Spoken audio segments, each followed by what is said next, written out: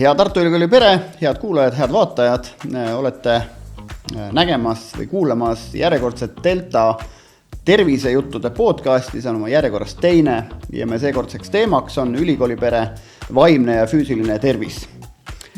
Meie saatekülaliseks on Karina Laas, kliiniline psühholoog erialalt, aga ülikooli sees siis Psühholoogia Instituudi kliinilise ja tervisepsühholoogia lektor ja siis psühholoogia magistrikrava programmijuht. Ja mina siinpool olen siis Ott Pärna, majandusteaduskonna külalisprofessor, spordiaktivist ja Kuku raadio majandussaate Boom, üks saatejuhtidest. Ja kaamera taga on meil Martti Reinet, majandusteaduskonna visuaalmeedia ja kommunikatsiooni peaspetsialist. Aitäh sulle, Martti, selle asja purki lindistamise eest. Meie seekordse podcasti teemaks on vaimne ja füüsiline tervis.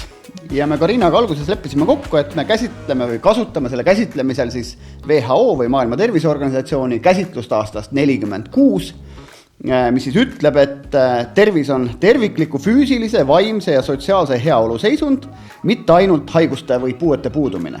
Ehk siis me räägime sellisest inimese terviklikust tervisest, mitte siis haiguste mõttes sellest tervisest ja me ei räägi siis vaimsest tervisest, isolatsioonist või füüsilisest või siis ka sotsiaalsest, inimeste roll ühiskonnas, vaid me püüame rääkida kombinatsioonist.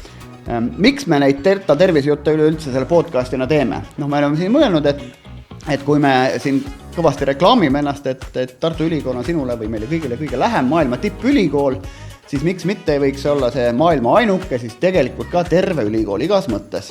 Ja tänane podcast ehk siis aitab sellel teemal edasi minna. Karina, kui me nüüd räägime sellisest terviklikust käsitlusest sellele tervisele, nagu see WHO soovitab meil siis sellele läheneda, et mis see õigupoolest nagu tähendab või kuidas ta maakeeli panna? No, maakeeli tähendab seda, et inimese tervise erinevad osad on kõik ühtmoodi olulised ja see, kui justkui inimesel käed, jalad küljes on ja keha ka pealt vaadates terve ei tähenda, et temaga kõik hästi on. Ehk me ei tohi ära unustada, et inimene on üks tervik, aju juhib keha ja aju annavad üksteisele vastastikku signaale ja me oleme üks tervik, nii et füüsiline vaimne tervis mõnes mõttes on omavahel lahutamatud. Aga mina vaimse tervise spetsialistina saan kõige rohkem rääkida ikkagi vaimse tervise eest, aga psühholoogid õpivad ülikoolis kõvasti ka seda, mismoodi keha üldiselt töötab ja bioloogiat sinna juurde, et me peame ära tundma, et kus need piirid on, kus võiks asjad üle minna ikkagi füüsiliseks ka. Aga jah, ja lisaks me oleme sotsiaalsed olevused, mis tähendab, et see sotsiaalne kontekst, kes on meie ümber, kellega me suhtleme, mis ühiskonnas toimub, see mõjutab ka kõike. Alustades muidugi sellest, kuidas me kupli all seda tajume, ehk siis niisugusest vaimsest tajust ja see võib lõpuks mõjuda ka füüsilisele tervisele. Nii et kõik omavahel seotud. Aga kui nüüd kuskilt otsast pihta hakata, me lindistame seda jutuajamist täna reedel kell 2 päeval. Nädalavahetus tuleb, et ma tahaks tervenisti terve olla, et laupäeva hommikul millest peaks pihta hakkama? Ahah, no kõigepealt peaks vaatama, mis ajalugu on, et kas laupäeva hommik lubab tulla selline, et on mõnus ärkamine, töömõtted saab kõrvale jätta ja saad pühendada ennast mõnusale ärkamisele, kohvi joomisele või siis mõni inimene ütleb, et minu hommikurežiim on see, et ma lähen igal juhul jooksma või lähen sulpsan vette, nii nagu eestlased on viimasel ajal ennast karrastama hakanud, et tegelikult tuleb vaadata, et mis sobib, mis seisundist keha üldse on, mida võib teha, üle pingutada ei maksa ka, aga kes mõtleb, et nüüd sellest nädalavahetusest hakkan tervislikuks, siis võiks kõigepealt vaadata, mis see toitumisrežiim üldse on, võiks liikumisrežiimi ka inventuuri teha, siis võiks ka unerežiimi inventuuri teha ja nii edasi ja siis vaikselt hakata plaane tegema, kuidas ideaali poole liikuda. No aga ülehomme on pühapäev ja hommikused pannkoogid, et kui need ikkagi ära jätta, kuidas see vaimsele tervisele mõjub? See mõjub väga halvasti, kui iga pühapäeva hommik on menüüs mõnusad pannkoogid. Ma ei arva, et head asjad tuleb lihtsalt ära jätta, sellepärast, et kuskil keegi on öelnud, et pannkoogis on liiga palju jahu, rasva ja ma ei tea, kilokaloreid ja vähe midagi muud. Et üldtermin on ikkagi mõistlik tasakaalustatud toitumine ja muudes eluvaldkondades samamoodi, et pannkoogid võivad olla väga maitsvad ja väga head. Aga see esimene kokkulepe võikski olla, et pühapäeva hommikul pannkoogid meeldivas seltskonnas, endale teisele andes lubadus, et ma pärast seda teen mingi järve ümber mingi jalutustiiru või lähen jooksma või sõidan ratast. et see üks ja teine koos on minu meelest selline tore lähenemine, et sa nagu ühestki asjast nagu ei loobu, aga pigem siis kompenseerid neid omavahel sellega, et siis nii-öelda tervenisti terve olla. Jumala mõistlik jutt. Ja nii on, et nädalavahetusel lahendatud ära, aga nüüd kui me läheme esmaspäeval tööle. Teate, ma siin ennem seda podcasti natuke uurisin Tartu Ülikooli rahvalt, et millest me võiksin juttu teha. Ja et kuivõrd üks 3 tervisetahust oli see vaimne tervis, et siis oli teema, et annaks Jumal nagu normaalse ülemuse, et siis oleks nagu pool juba nagu lahendatud, et kui palju ülikoolis need normaalsed ülemusi on neid lihtne võtta või leida ja mis siis ülikool selles nurgas võib-olla ära saab teha. Vot, nüüd hakkame nimetama. Seal on see normaalne ülemus, seal teine normaalne ülemus. Me vist seda ei tee, aga selles on muidugi väga suur tõde taga, et normaalne ülemus oskab tekitada sellist keskkonda oma juhtimisstiiliga, et inimestel on seal täitsa mõnus olla. See mõnus ei tähenda seda, et jube mugav peab olema, midagi ei pea tegema, vaid nagu üldiselt selline toetav, aksepteeriv, võrdsust, õiglust ja koostööle nagu orienteeritud keskkond. Et nii ta võiks olla ja ma arvan, et nii palju kui on ülemusi, on ka erinevaid juhtimisstiile ja ma arvan, et Tartu Ülikooli sees on ka nii, et mõnes kohas on kuidagi asjad paremini paigas ja mõnes kohas võib-olla võiks veel timmida. Ma ei taha kõiki ülemuse kaela ka ajada, et ülemused meil siin ju vahetuvad, kollektiivid on tihtipeale samad, on roteerumine, eks need kollektiivi liikmed teevad ka üht-teist keskkonna heaks. Me kunagi mäletame, et Estonia teatris või Estonias vahetus juht ja siis oli diskussioon, et kui baleriin on siis baleriin juhtumisi ja siis ta peaks olema Estonias tööl, et tal on teist teatrit ei ole nagu võtta, et kus tööl olla, et kes on see parasjagu see juht, sellega sa pead leppima. Et kui nüüd meil on see töökeskkond nagu ta on, et kuidas töötajana selles töökeskkonnas, mis ei sõltu meist ennast tegelikult tervena hoida, öeldakse ju näiteks seda, et kui on koosolek ja seal on mingi jama laua peal, üldiselt see ei ole seotud selle koosoleku teemaga, vaid et mingi inimene on oma isikliku jama nüüd meile toonud siia laua peale ja me siis lahendame teda seal, tema emotsioone ja kõike muud, on ju. Et kas sellised inimesed võib näiteks koosolekule kutsumata jätta või mingile koosolekule mitte minna, sest et miks ma peaksin vabatahtlikult minema kohta, mis loob mulle mingit negatiivset emotsiooni, mis otseselt isegi minu tööga kuidagi pidi ei seondu või selle kvaliteediga? No, eks on õigus küll ja ma usun, et nii ülikoolis kui ka väljaspool ülikooli on neid juhtumeid küll ja küll, et inimesed väldivad mingisuguseid olukordi, kus nad teavad, et detsibel läheb üles ja mingi jama on ja see tekitab tõsiselt ebamugavusi.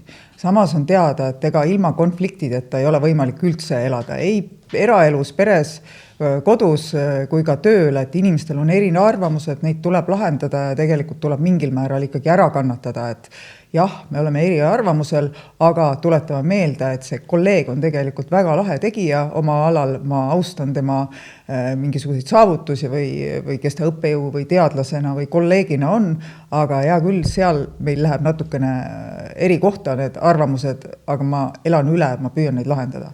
Ehk esimese sammuna võib-olla ei ole see, et ärge minge nendele koosolekutel, kus on nii-öelda nõme olla või kus on karta, et äkki on mingi konflikt. Konfliktid tuleb ära lahendada, sellepärast lahendamata konfliktid hakkavad keema ja pärast ei mäleta keegi, kus see üldse alguse sai. Jah, üks hea mõte, mis ma mäleta keegi siin meil majandusteaduskonnas ütles, et kui sa lähed iga päev tööle ja kui sa mõtled, et ma põhimõtteliselt ei taha kellegi päeva ära rikkuda. Esiteks mul ei ole õigus seda teha, aga tegelikult ma ei taha, et ma püüan selle päeva niimoodi ära veeta. Ja teistpidi enda poole vaadata, et ühesõnaga tegeleda asjadega, mis loovad positiivset emotsiooni. Et see elu selle negatiivse meile toob niikuinii kätte, et seda pole nagu sihiteadlikult mõistlik endale nagu juurde tekitada. Siit kuskilt edasi minnes ja püüdes siis siduda seda sama vaimse tervise teemat ja sotsiaalset ja füüsilist, et kui terve see ülikooli rahvas üldse on? No ega detailselt ei tea, et meil on muidugi neid ülikooli heaolu uuringuid, töötajate heaolu ja rahulolu uuringuid tehtud küll ja üldpilt on see, et töötajad on üldiselt paistab, et päris rahul nagu selle tööga ja keskkonnaga ja on täitsa uhked, et nad töötavad Tartu Ülikoolis. Just võib-olla sellepärast ka eriti akadeemilised töötajad, kellel on rohkem vabadust, et ei loeta ainult tagumikutunde. No seda eriti siin niikuinii ei tehta, aga akadeemilistel töötajatel on vabadust rohkem veel, et ise vaatavad, kuidas ja millal asjad on tehtud, saavad valida seda aega, millal midagi ette valmistanud, kes on ööinimene, kes hommikuinimene, et ühesõnaga see režiim ei ole nii ette antud ja kohati on ikkagi töö huvitav ka, et seda tuuakse välja. aga eks selles samas vabaduses seisneb ka lõksu koht, et kui mul on nii suur vabadus valida ise, millal ma tööd teen, siis kipub vahest olema nii, et töö ja eraelu lähevad segamini. Aga mida teha, kuidas piiri pidada? No jah, mõni töötajad nüüd, kui ka rääkida isiklikult inimestega, mida keegi teeb ja kuidas toimetatakse, et inimesed ka otsivad, kuidas seda piiri leida. Mõni püüab vahepeal nii, et tõepoolest, et ta tegelikult tegeleb ülikooli ja tööasjadega oma töökohal. Talle meeldib koha peal käia ja kui ta õhtul ära läheb, siis ta paneb tõesti kabineti ukse kinni, ei võta ka oma läpakatega tööarvutit kaasa, see jääbki sinna ja tema tuleb hommikul tagasi. Ja siis tõepoolest niiviisi füüsiliselt eemaldudes püüab ta eemalduda ka sisulistest mõtetest, mis on muidugi keerulisem, aga nii tehakse. Et täitsa võimalik, lähed koju, laed ennast teistmoodi maha ja hommikul tuled hakkad jälle tegema. Mõni inimene on teistsugune, et see vahepealne koroona õpetas meid muidugi kaugtööd suurepäraselt tegema ja tuleb välja, et mõnele sobibki. Et teengi, sebin oma asju, teen omas tempos kaugtöölt kodus, tulen koha peal ainult siis, kui on koosolekud, kui on väga vaja õppetöö, mingisugused teaduskohtumised, kui isegi sellekski, tehakse ju ka üle Zoomi väga palju meil ja temale niiviisi sobib, aga seal peaks või võiks olla mingisugune väljalülitamisvõime ikkagi see, et ma hakin küll päeva ära ja teen lõuna ajal ka võib-olla näiteks kodutöid ja pesen pesu ja muid asju, et ma teen endale siis mõttepausi sellega ja siis ma jätkan ülikooli tööd, aga kui see töö jookseb ikkagi uneaega lõpuks sisse ja su elukaaslane pere ei saa üldse aru, et millal sa tööd teed, millal sa olemas oled ja pereelu segama hakkab, siis vahest lähedased ütlevad, et kas on okei või ei ole. Ja.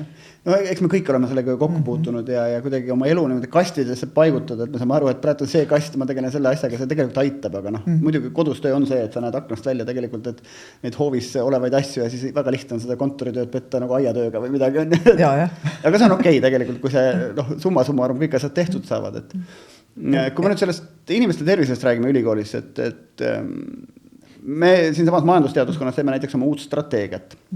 Ja siis me mõtlesime, teeme selle persoonad, on ju, et meil on mingid inimesed, kes siin töötavad ja siis meil mingid tudengid, on ju. Ja siis me jõudsime oma selle mõttega sinna, et aga kas meil on 2 persoonat vaja? Et äkki on see sama persona, et samasugused inimesed nagu siin töötavad, samasuguste väärtustega võiks olla ja peaksid olema need, keda me siin nagu kasvatame või õpetame või selle õppele viimast lihvi anname. Et selle tervise mõttes samamoodi, et kas me peaksime nagu eristama kuidagi tudengite tervist ja tudengite läbipõlemist ja nende teemasid, liikumisarrastust, on ju, versus nagu töötajate oma või võiksime ikkagi sellele kuidagi terviklikult läheneda ja saame ka võib-olla sotsiaalselt sidusama ülikooli.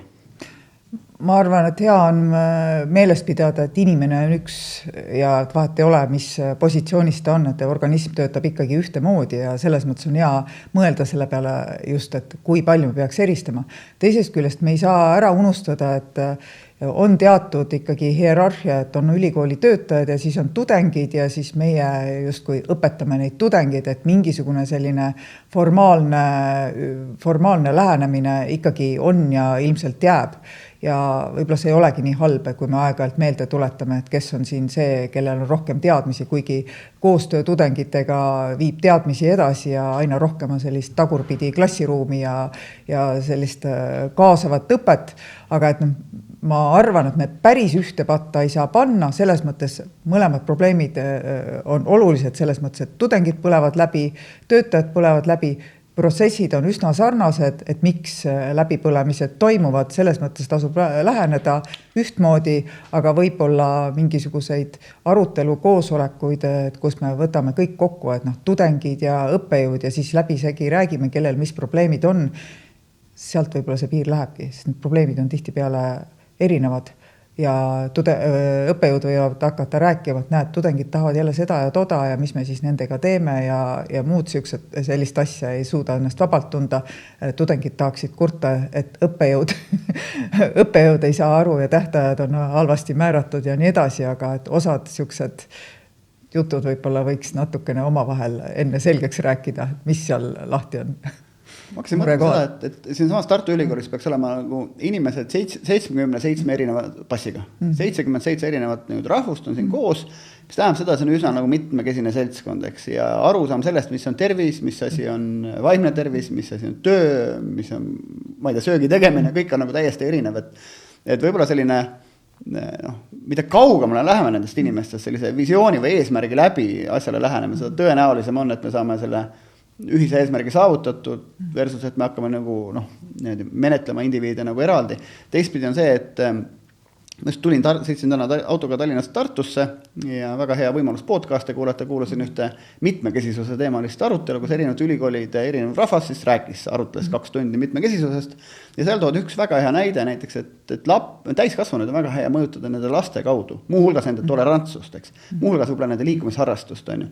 Et selles mõttes, et kui meil ülikooli peres on keegi, kes sõidab jalgrattaga, siis tegelikult ei ole vahet, kas on tudeng või ta on nagu professor või ta on keegi tugitöötaja, temal on võimalus sellele erialale innustada teisi, eks. Ja mingil teisel teemal on keegi teine spetsialist, meil on Urmas Varblane näiteks mesinik, on ju, ta võib meil kõik nagu mesilaste teemal nagu harida, muuseas, kui mesilased saavad maakeralt otsa, saavad inimesed vist ka natuke aja pärast otsa, et need asjad on sõltuva või nii-öelda seotud. Aga see jutt vist viis meid nüüd sinna, mis me enne natuke korra arutasime ka, et võib-olla võib niipidi mõtelda, et meil on just, et kuidas mingeid asju ülikoolis käima saada või asju, et meil on lisaks nagu sellistele ametkondlikele rollidele kõigil ka mingid muud spetsialisti rollid taga, eks. Mina tegelen lisaks sellele, et olles majandusekspert ja toimetades siin loenguid lugedes, tegelen näiteks spordi liikumisharrastusega. Näed, täna vean seda podcasti siin. Et võib-olla see, et meil on mingid teised mütsid ka, et neid ülikooli tuues me saame nagu seda ülikooli mitmekesisemaks ja neid nii-öelda olla eestvedaja mingites teises rollides ja seda ülikooli antud teemal siis nagu tervemaks näiteks teha või ma ei tea. Keegi tegeleb aeroobikaga, siis teebki aeroobika mingid rühma asju kõikidele teistele ülikooli rahvale ka. No sellele ma kirjutan 2 käega alla, et kui on inimesed, kes harrastavad tervislikke eluviise, et siis ei pea seda alati endal hoidma, vaid võibki siis nagu natukene kas või uhkeldades rääkida või välja tuua, et vaat ma teen nii ja kuidas ma sellega toime tulen, sest vahest paljud inimesed, kes saavad aru, et nad peaksid midagi rohkemat tegema, ehk siis kas rohkem magama või siis rohkem puu- ja juurvilju sööma ja rohkem liikuma näiteks ja ütleme, et vähem alkoholi tarbima, et nad kõik teavad, et nad peaksid midagi tegema, aga vahest neile ei ole väga häid ideid, kuidas seda teha. Ja kui on ägedad eeskujud ja vahvad näited, siis sealt võib saada inspiratsiooni. Okei, et tema teeb seda, et ta muidu ka tegi, et näed, ta saab hakkama. Et ma proovin ka natuke, äkki mul tuleb välja. Et selles mõttes igasugused storid, inspireerivad mõtted, näited, need on väga teretulnud. Jah, võib-olla, kui me organisatsioone mõtleme, siis tihti peale me teame, et okei, seal on nagu need entukad parasjagu ennast, nad üks hetk põlevad läbi, on ju, ja see häda ongi see, et kui inimene üks ennast põletab, ta põleb kiiresti läbi. Kui inimene põletab ennast tiimis, põleb tükk maad kauem. Et kuidagi, kui mõelda niimoodi, et meil kõigil on siin nii-öelda mingisugune tööülesanne teha, on ju, kui me kõik võtaks kanda ühe mitte töise ülesande ülikooli, ükskõik mis see on, et siis me saaksime seda ülikooli palju nagu dünaamilisemaks, mitmekesisemaks ja kõigil mingid väiksed rollid, on ju, siis võib-olla ei pea ka üks inimene nagu kõiki asju entukana tegema, siis et tal on kumm mingi hetk tühi. Jah, kolmekesi või rohkem või paaris või ühesõnaga rohkem kui üksinda saab alati igal poole nagu, ma ei tea, koort riisuda nii-öelda. Selles mõttes, et sul on õigus, et muidugi üksinda põleb kiiresti läbi, sest sa ei tunne toetust, aga head asjad levivad ja siis läbipõlemine võib-olla ei tulegi üldse, et kui jagatakse mitmekesi ja siis sa ei pea üksi seda lippu kandma ja muidu vesivad musklid ära, et teised võtavad üle ja siis saab omavahel kõike toredat võimendada.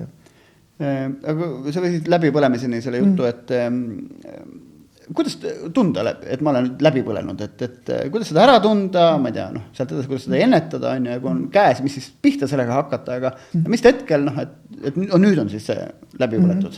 Ma hakkan lõpust pihta, et kui see käes on, kohe räägime, mis asi see käes on siis, et siis on igal juhul vaja aeg maha võtta ja puhata. Ja nüüd see küsimus, et kui kaua või kui palju on vaja puhata, et sellel ei ole head vastust. On inimesi, kellel piisab mõnest nädalast juksest normaalsest puhkusest ja on inimesi, kellel on vaja pool aastat vabaks võtta näiteks. Et nii ta on. Aga et mis asi see läbipõlemine on, et on selline üldine vaimse ja füüsilise kurnatuse seisund, kus justkui sa oledki omadega nii läbi, et sa lihtsalt ei jaksa. Ja siin tuleb minu meelest väga hästi välja see, kuidas keha ja aju koos töötavad, et nagu mõte ei tööta, et ma olen justkui nagu rumalum, väsinud, mälu ei ole see, ei suuda keskenduda. Vanasti, kui ma tegin poole tunni jooksul mingisugused lükked ära, et kui efektiivsus oli taga, siis ma vaatan neid paberid või vaatan arvutiekraani ja ma ei mäleta, ma ei saa aru, mida ma tegema pidin, mul võtab aega, mul on justkui mingid tõkked, ma ei saa nagu seda asja tehtud, mul võtab aega tundide viisi ja hullematel juhtudel ma hakkan neid asju üldse edasi lükkama, olen justkui kangestunud olekus, et kõik on selline loid. Ja huvitaval kombel mõjub see kuidagi kehaliselt ka niiviisi, et kui aju on loid, justkui välja kurnatud, siis kuna aju juhib keha, siis jääb mulje, et nagu käed-jalad ka ei tööta. Ja oled täiesti väsinud. Inimestel hakkavad haigused, igasugused lihtsad viirushaigused palju kergemini külge, ehk siis immuunsüsteem on ka lõpuks välja kurnatud. Siuke üldine kurnatuse seisund ja ütleme, kui jõutakse arsti juurde, siis võitakse ka näha mingi kummalised valud ja imelikud kaebused, kõhus keerab, kõht ei ole korras, peavalud hästi tavalised, siuksed aru ei saagi, nagu mis asi see on, siuke udune niisugune ebamäärane olek, aga et siis vaimse tervise spetsialistide vaatevälja jõuavad need inimesed tihti peale depressiooni, ärevushäiretega, uneprobleemid, üldine selline väsimuse, kurnatuse sündroom ja hästi tavaline, et pannaksegi selliseid diagnoose siis nagu mingid kas depressioon või ärevushäire või siis mingisuguste segasümptomitega variant, aga sinna see jõuab ja see ei ole enam nagu see variant, et oi, mul täna oli tuju, et mul täna on paha tuju või midagi säärast. See on jumala normaalne. Tujud tulevad ja lähevad, aga see on pikema aja jooksul. Okei, aga nüüd on niimoodi, et me oleme vaim nagu kurnatud ja see annab siis igalt poolt paistab välja, teised tunnevad ka selle ära, ja siis tuleb Eesti mees ütleb, et ma olen trenni. Et paneb siis rattaga veel õhtul 100 kiltsa otsa, et kuhumaani see, nagu see sport tegelikult aitab kompenseerida mingisugused vaimseid nagu pingeid ja asju ja kustmaalt on tegelikult mingi täiendav stressor, mis tegelikult keerab asja hullemaks. Ja sul on õigus, et kuskilt läheb piir, et kus ta on abivahend ja kus on täiendav stressor, et kui tulla ennetuse juurde ka, siis mõistlik liikumisrežiim ja selline füüsiline aktiivsus ja vahepeal enese proovile paneks, see kindlasti ennetab läbipõlemist ja igasuguseid probleeme, nii füüsilisi kui vaimseid, aga jällegi mõistlik. Nii et kui inimene on nii kurnatud, siis on üsna ebareaalne, et ta läheb seda 100 kilomeetrit üldse sõitma, siis ta on nii läbi, et tõenäoliselt ei lähe. Sellises seisus inimeste liikumise aktiivsus läheb tavaliselt alla, et nad ei jaksa isegi jalutama minna, see kurnatus on tihti peale nii hull. Aga igal juhul kui mõelda, et ma nüüd parandan kõik ära ja siis mingi ime läbi keegi suudab selle 100 kilomeetrit sõita, siis tegelikult on kurnatud, siis see võibki olla lisastressor ja see ei ole jamata. Tervisandmed on salajased, aga minu omad olgu siis avalikud, et mul on kaasas jalgratas, et Ossut ma tulin Lõuna-Eestisse, et kui ma nüüd nädalavahetusel emba-kumba lähen jooksen või teen rattaga, sõidan näiteks Tartu maratoni raja läbi, mu sõbrad lähevad sõitma, et mis mu stressitase siis on? Väga hull või on? Vaat ma ei tea, mul tundub praegu, et sinu füüsiline vorm on võib-olla keskmisest parem. Ma ei hakka täpsemaid terviseandmeid küsima, aga ja paistab ka seda, et sa naudid sellist tegevust. Nii et siin on nagu mitu head asja, et mingi tegevus, mis sulle meeldib ja sulle sobib ka, et see võib-olla ei käigi sulle üle jõu, aga et kui natukene kiskuda sinnapoole, et mõned inimesed ja trend on see, et keskealised inimesed arvavad, kuskilt tuleb nüüd mõte, et hakkan sportlaseks ja siis pingutan üle. Et kui selle trajektoori peale liiga kiiresti minna, siis see võib olla lisastress ja organism ei pea vastu, et liiga kiiresti minna ja tõsta koormust ja hoolimata sellest, et on tunne, et ma saangi hakkama ja ma panen natuke juurde ja selline kirg tuleb ka, et see võib tegelikult kehale ikka väga halvasti mõjuda. Mul on parasjagu käsil üks raamat, mille nimi on Mõnus valu. Et see pidi olema inimestel teatud, ma ei tea, kas diagnoos, et tohib öelda, aga see on selline sümptom, või et inimesed ongi tegelikult piitsutavad ennast mingil põhjusel. Sport on ainult üks nendest, mõned rõngastavad ennast ja ripuvad nende rõngastega. Ja tehakse igasugused huvitavad asju, igasugused ultraasjade läbimised ja et kuidagi sellise piitsutamise kaudu või selle tulemusena või selle järgselt saadakse mingi rahulolu ja siis see jällegi kompenseerib võib-olla midagi muud kuskil mujal.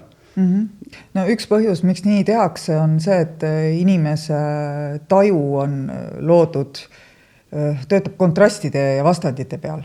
Tihti peale kas või need igasugused sõnamängud, et kui ma ütlen must, siis sa tõenäoliselt mõtled valge, kui ma ütlen mees, siis sa vastandina mõtled kohe naine ja nii edasi, eks ole, et meil on harjumus sedasi vastandites mõeldud, ööpäev, kasskoer, ma ei tea, kas kasskoer just vastandid on, meie lektooriks nad on.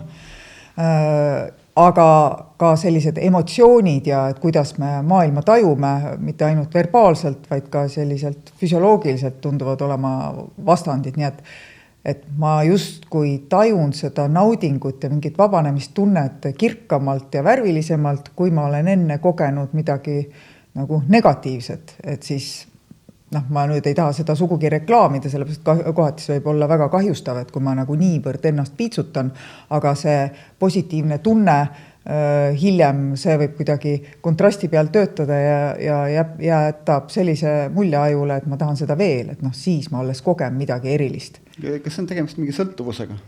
No, positiivses mõttes vähemalt kuhugile maale? Ma ei tahaks nimetada ei positiivselt ega negatiivselt, see on jällegi, on vaja vaadata, et kui palju, mil määral inimene seda teeb, aga et selline sõltuvus, öeldakse sõltuvus dopamiinist või adrenaliinist.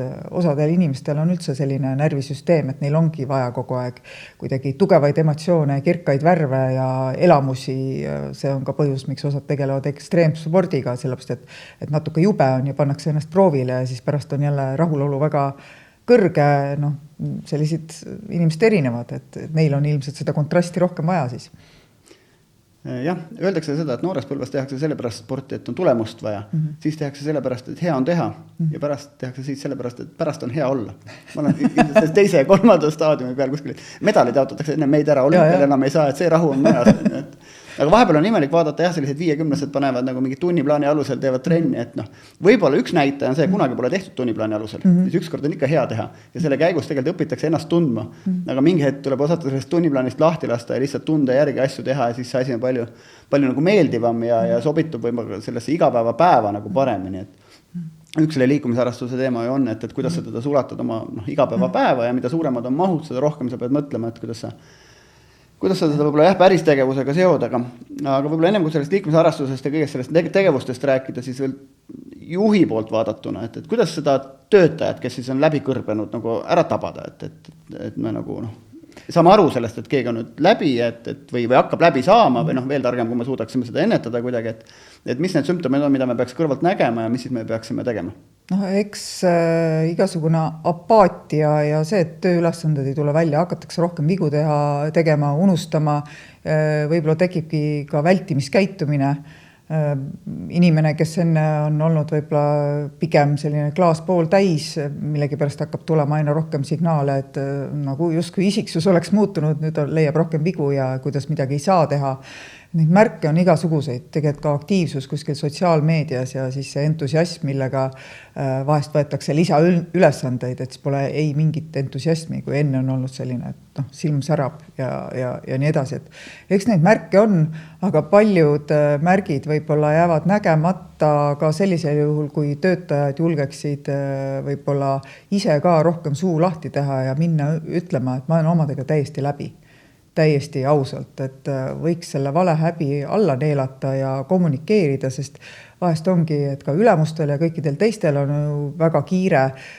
Need läbipõlemise märgid tulevad ju vaikselt, hiilivalt ja võib-olla kolleegid ja ka kodus inimesed, elukaaslased ja muud tegelased, kes seal on, harjuvad ära vaikselt, et midagi muutub, aga see ei tule üleöö ja siis võib-olla tagantjärele mõtled küll, et aasta tagasi ta oli nagu päris kuidagi normaalne inimene, aga nüüd vihastab kergesti, ütleb halvasti, on ka selline mürgine ja ei ole enam selline tore lahke ja kena abivalmis inimene, vaid tahab olla rohkem omaette ja nii edasi. Märgid tulevad hiilides ja ei pruugi alati kolleegid tähelepanu. Nii et ma tõesti julgustaks ka ise enda eest seisma, ei maksa oodata, et äkki keegi loeb mu mõtteid. Aga kas inimesed äkki sellepärast ei seisa, et kohe tegi küsimus, et aga miks või mis siis on või seleta ja õigusta ja targuta ja kuidagi, et seda ei võetagi, kurat, tead, et kui ma juba sulle tulin ütlema, et kurat, et vist peab nagu juhtme korra välja tõmbama, et ilmselt siis on aeg, et ära uuri edasi, kui ta tahab, et räägib niikuinii, on ju. No tegelikult oleks ikkagi hea teada ka, et mis lahti on selles mõttes, et läbi võib põleda nii töö pärast kui ka stressirikka elu tagajärjel, et mõnikord töökohal polegi häda midagi, aga inimesel on eraelus nii palju toimumas, mingid lahutused, traumad, mingid traagilised sündmused, elukoha muutused ja nii edasi, et ega me ei tea, mis seal toimub. ja selles mõttes oleks ikkagi vaja aru saada, mis toimub, sellepärast, et kui see on midagi, mis seal kodus on, me ei saa minna tööandjana ju seal kodus midagi tegema, aga me saame lihtsalt toetada, et kuule, et äkki sul on vabu päeva vaja või siis kas sul on koormust vaja vähendada või mis toimub, et nii saab ikkagi toetada, sest kui ei saa aru ka, milles asi on, siis ei saa ju kuidagi aidata või ei saa ka töökorraldust muuta, kui see on, eks ole, tööasi, et kui mul on õppekoormus liiga suur ja õnneks ülikoolis aina paremini kaardistatakse õppekoormuseid ja koormuseid üldse, kuigi eks see natukene udune on, aga kui ilmselgelt paistab, et mu õppekoormus on liiga suur ja ma ütlen, ma olen omadega läbi, siis tuleb aidata ju. Aga see on nii mustvalge, et alati kõik juhid peavad psühholoogid olema suutma selliseid vestlusi pidada või on ka kolleegidel mingi roll ja kuidagi tiim tervikuna peab sellest aru saama? No kolleegidel on ka ikka väga suur roll.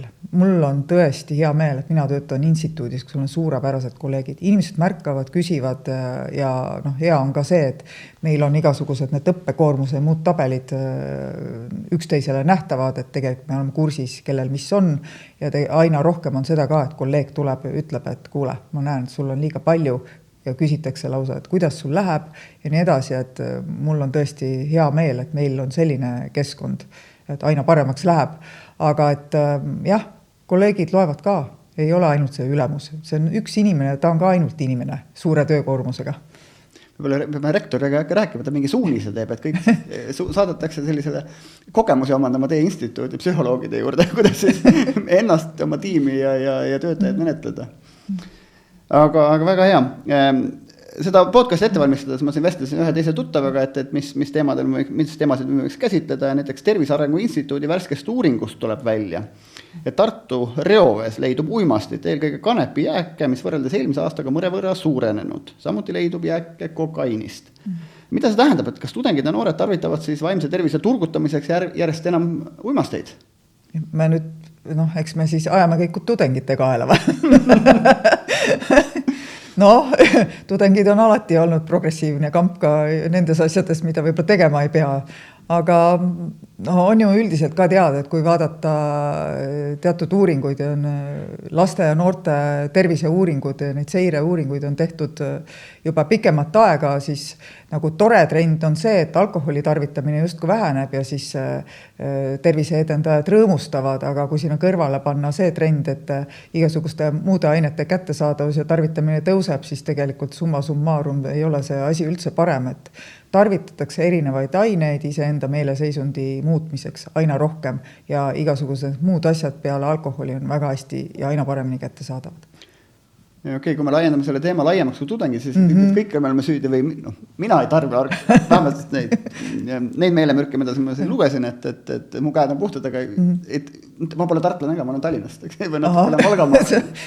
Ja ma läheks ka mujale statistikasse võib-olla, aga okei, et kui see probleem on käes või see on üks viis, ilmselt mingid muid probleeme kuhugile alla matta, on ju. Et kui kättesaadav on siis selline psühholoogiline abi nii siis tudengitele või siis ka täiskasvanutele Tartus või ülikoolis? Nüüd, ma arvan, et me ei peaks tegema kuidagi patoloogiaks seda, et inimesed natukene tarvitavad midagi. Esiteks on nii, et me ei ole siin politsei, et ma olen ka kliiniline psühholoog, ma saan aru küll, mis ained on legaalsed ja mis mitte, aga kokkuvõttes ka alkohol oleks keelatud ainete nimekirjas, kui ta oleks praegu avastatud. Nii et selles mõttes nagu kliinilise psühholoogi jaoks väga suurt vahet ei ole, et mis aine see on, mida ta tarvitab. Küsimus on mustrites ja see, et mingite keelatud ainete osakaal reovees on tõusnud, ei tähenda, et sõltlaste arv on tõusnud. Ühesõnaga, tegelikult ma ei tea seda.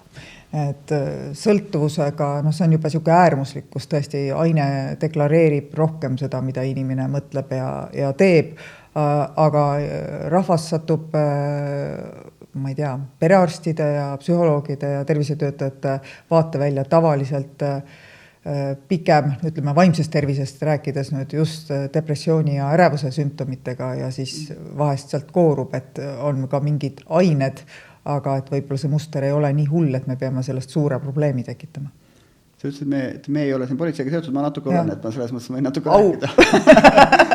ma olen just abipolitseinik, aga ma olen koos käinud nii Tallinnas kui Tartus või Tartu maakonnas erinevate reididele asjadele. Üks näiteks Helvas on üks noortepidu, kus me terve ööpäeva jooksul mitte ühtegi alkoholijoobas inimest ei võtnud maha ja see oli reid. Iga tee otsa peal võeti, aga küll oli narkootikume autodes, narkojoovet, nii edasi, et tegelikult see on teatud vanusegruppides ilmselt nagu suurem probleem, aga üleüldiselt on ilmselgelt probleem ja liiklusohutuse tähenduses, et kui sellised inimesed on roolis on ju, siis nagu on ikka nagu väitsa karmeks. No, pane sinna otsa nutijoove, kõik muud joobed ka veel ja siis püüa jalgrattaga selle sama tee peal sõita ja ellu jääda, et tegelikult ta kuskilt maalt on ta probleem, aga jah. Ma olen nõus, et on probleem, aga ma lihtsalt võtsin praegu selle üksikisiku seisukohast, et vahest jääb selline mulje, et mingi teismeline tõmbab korra kanepit ja siis me teeme sellest suure probleemi, et nii, nüüd tegemist on kriminaali ja sõltlasega. Jah, seaduse mõistes on see, et ta ei tohiks seda kanepit kätte saada ja tõmmata, aga ta on seda teinud, et me lihtsalt ei taha seda liiga patoloogiliseks või nagu mustvalgeks ajada. No, ilmselt suuremad süüdlased on ka need vahendajad, kes sellega tegelevad, aga seal mingisugune teema taga on, miks tarbitakse, et mida me üldhariduskoolides ju tegelikult 5-6 klass pannakse rahusteid kõigepealt ja siis vaikselt hakatakse minema mingite narkootiliste ainete peale, et see üldine stress, ootused kõigele sellele, et me peame siin nüüd mega tulemusi tegema on ilmselt see, mis ajab kreisiks, et ja kui seda teemat laiendada, siis see üldine keskkond soosib ju seda, et me peame olema absoluutselt kõiges head, efektiivsed, tegusad töötajad, ma ei tea, head lapsevanemad, hoolivad partnerid, pappi peab olema, sõbrad peavad olema, kõigeks peab aega olema, politsei teemat tuues. Politsei stressi kõige suurem tase on siis, kui jääb ainult töö järgi. Algul oled sina ja sinu töö ja siis igast satelliidid, hobid, sõbrad, kõik asjad, ükshaaval hakkavad ära kukkuma. Ja lõpuks oled sina ja sinu töö. Et see on see viis mõõta nagu stressi võib-olla politsei raames, aga kuidas sellise, ütleme selliste ebarealistlike ootustega nagu toime tulla, et me peame nagu kõiges nagu parimad, et siis me peame aega veel kõigeks muuks on ju ja siis katus ei tohi sõita ka. See tundubki olevat üks väga suur probleem, millega lihtsalt peab tegelema ja peab lihtsalt rääkima sellest, et ei ole võimalik, et sa oled kõikides asjades hea. Esiteks on niikuinii keegi, kes on selles ükskõik milles ka niikuinii parem. Aga see, et meil ühiskonnas me saame infole ligi ja võrdleme ennast kogu aeg nagu kellegagi kuskil, et see selline patoloogiline võrdlemine võiks ära jääda, et kogu aeg võrdlen, kas ma olen nagu parem, kas ma olen sama ilus, kas sama peenike, kas ma olen sama edukas, kas ma tegelen heategevusega ja siis sellega või sellega ka veel. Tegelikult inimvõimetel on piirid. See, et sa kirjeldasid jube hästi, et politsei juures kuidagi see läbipõlemise või probleemi pundar tuleb siis esile, kui kõik muu ära jääb, et jääbki ainult töö ja see inimene. Ma arvan, et see on teistes valdkondades nagu üldiselt ka, et kui on ainult mingisugused töö ja muid ei ole, siis on nagu halvasti, aga see ka killustumine, et kui mul on nii palju erinevaid asju ja ma mõtlen, et ma pean hea olema nii töös kui eraelus, siis mul on mingid hobid ja heategevused, ma ei tea, kõik mis veel ja siis ma eksponeerin ka veel ennast sotsiaalmeedias. Need ongi ülisuured väljakutsed, nii et ma soovitan igal ühel mõelda, et mis on tema jaoks tegelikult oluline, mis on ta väärtustega kooskõlas ja et kõike niikuinii ei jõua, ei peagi jõudma. Teeme siin ühe asjaga rahu, teeme selle sotsiaalmeediaga rahu, et üldiselt öeldakse, et sotsiaalmeedias elamas inimesed seal on ju. Öeldakse, et seal on siis õnnetud üksikud inimesed, kes on seal üles pannud oma kõige viimase ilusa pildi on ju. See tõttu, et me kunagi me ei presenteeri ühtegi oma ebaõnnestumist seal ja me ei pane ühtegi koledat pilti endast või teistest üles on ju. See tähendab seda, et seal on ilmselgelt nagu selline kreenis see asi, mis moodi me seda maailmas on näeme.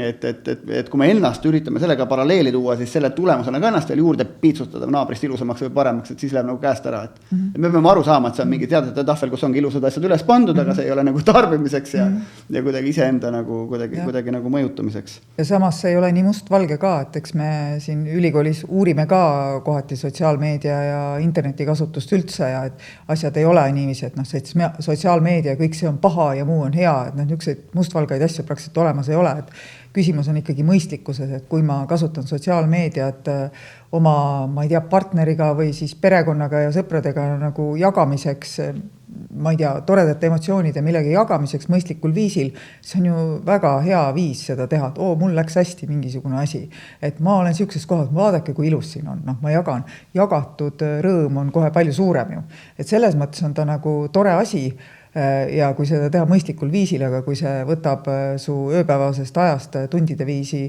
ära ja siis sa muudkui scrollid ja elad seal veel ja mingid muud asjad hakkavad sellepärast unarusse jäänud, võt siis hakkab piltu vidama. Võib-olla see sotsiaalmeedia on samasugune nagu kõik teised asjad, sa pead andma talle mingi rolli oma elus, et määratlemas ära, siis saad aru, kaua seal aega veeta, sest et seal on meil vastas nagu kõik maailma algoritmid, kõik maailma teadlased üritavad siis mingi 2 miljardi inimese info pealt meid töötlema hakata. Igal juhul mängivad üle. Küsimus on see, et kui meil endal nagu plaani ei ole, siis me oleme osa sellest teisest plaanist, ja siis on, et inimesed on TikTokis nagu 7 tundi päevas ja siis katus sõidab pärast ja muuks aega pole. Et eks ta on üks järjekordne sõltuvus, kus siis tegelikult meid ka väljalt poolt töödeldakse sõltlaseks, permanentselt on kogu aeg diilerid ühesõnaga ees meil, et me peame kõike seda tarbima ja sellest nagu välja tulla, võib-olla peavadki vanemad ja teised nagu aitama või vahel on hea mingit karmi filmi näha mingisugusest TikTokis näidati, mul mõlemad väiksemad tütred panid TikTok, lasid maha telefonist pärast seda, kui nad nägid, kuidas tegelikult süsteem neid manipuleerib. Et aga meil siin podcast juba pool tundi kestud, et mõne teema võib-olla saame korra võtta, et meil selline härrasmees on Konfutsius on ju 2000 aastat tagasi Hiina filosoof ütles, et vali töö, mida sa armastad, sa ei pea päevagi tööd tegema. Ehk siis see mõte, et tee oma hobist enda töö, et siis sa ei pea nagu kuidagi, ei tunne, et sa oled tööl, sest me oleme suure osa ärkveloleku ajast ju tööl tegelikult. Noorest pärast oleme koolis, pärast oleme tööl, et mis on selle varjuküljed, et ikka kui see töö nagu päris hobiks saab, et mis siis saab? Nii kaua, kuni see raamistus on ikka selline kõige positiivset, et mul on nii tore, mul on äge, nii kaua ta ongi okei ja see nii kaua tähendab seda, et mul on ikkagi mingisugune tasakaal olemas, et ma olen üldiselt oma eluga rahul. Aga tasubki vaadata siis, et kas see inimene on oma eluga rahul, et kui tema selle töö hobi hübriidi tõttu on näiteks jäänud, ma ei tea, elukaaslane maha jätnud näiteks sellepärast, et pidevalt on töö ja hobi koos. Kui ta maha jätnud ja see inimene on ikka rahul, siis järelikult on ka hästi.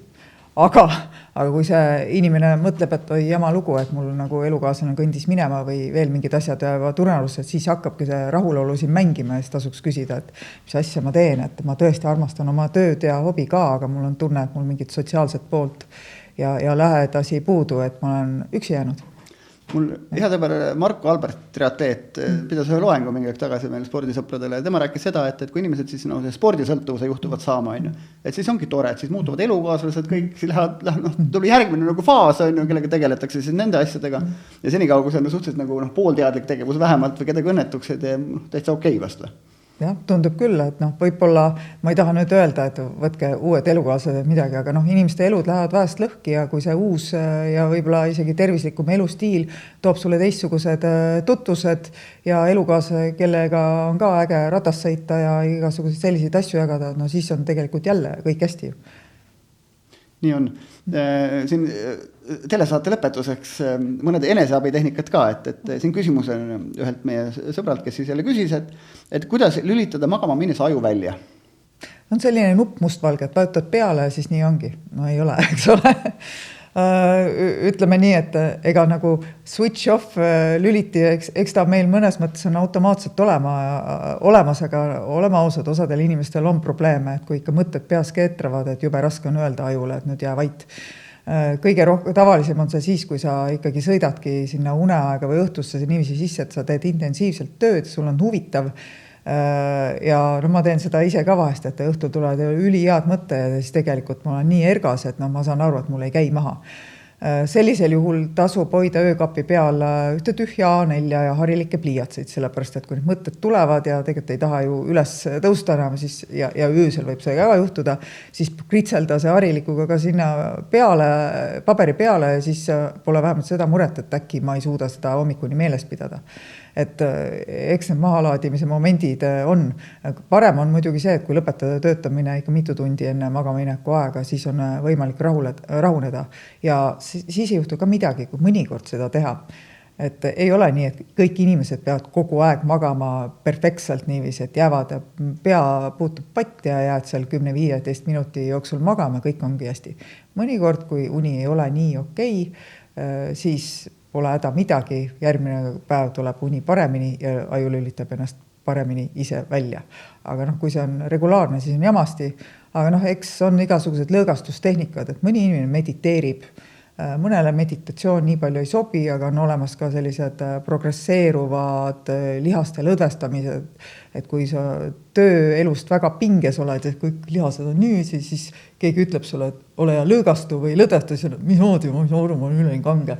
Ja siis peakski olema nii, et selline lihtne tehnika, et pigistad, kõigepealt pingutad lihaseid, hoiad nagu kõesti kinni, mingi 7 sekundit näiteks, ja siis rahulikult kuidagi lõdvestad, et nüüd ma saan vahet aru. Ja siis pingutad mingeid teisi lihaseid veel, see võib olla tugitoolis, ka voodis, see võid olla ka silmalihased, et ma enne pingutan ja siis lõdvestan ja siis ma saan aru, et mis see lõdvestamistunne tähendab ja siis käid võib-olla mõned korrad üle ja paljudel aitab ka selline tehnika. Ei ole üldse nii keeruline, vana tehnika ja nii edasi. Kas see peab olema ennem lammaste lugemist või pärast? No võib mõlemaid proovida. Lambaid, mõni ütleb, et lammaste lugemine ka töötab. Aga tead, mis Kristjan Port selle kohta ütles või? Nii. Saats mulle 2 uuringut. Kolleeg siis Tallinna Ülikoolist spordibioloog. Mis arvad, mis teemad uuringut saatis mulle?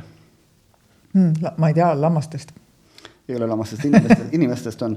Ja 2 uuringut, üks on aastast 2006, teine on 2017, mõlemad on tehtud Norras. Norra teadlaste poolt, üks räägib exercise intervention for mental health ja teine räägib exercise and the prevention of depression. Ehk siis, et 2 uuringut, mis seovad ära siis selle sama liikumisharrastuse ja depressiooni või vaimse tervise probleemid. Ja mõlemad uuringud toovad välja selle, et see on võrreldud siis seda tableti mõju depressioonide puhul versus füüsilise, et sul on nii-öelda pilet metsa ja kusjuures see pilet metsa 3 korda mõjusam.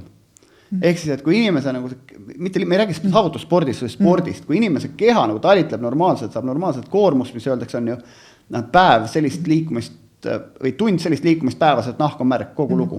Ja see tähendab, et organism nagu talitleb nagu mõistlikult ja ei sõida see katus ka enam nii palju.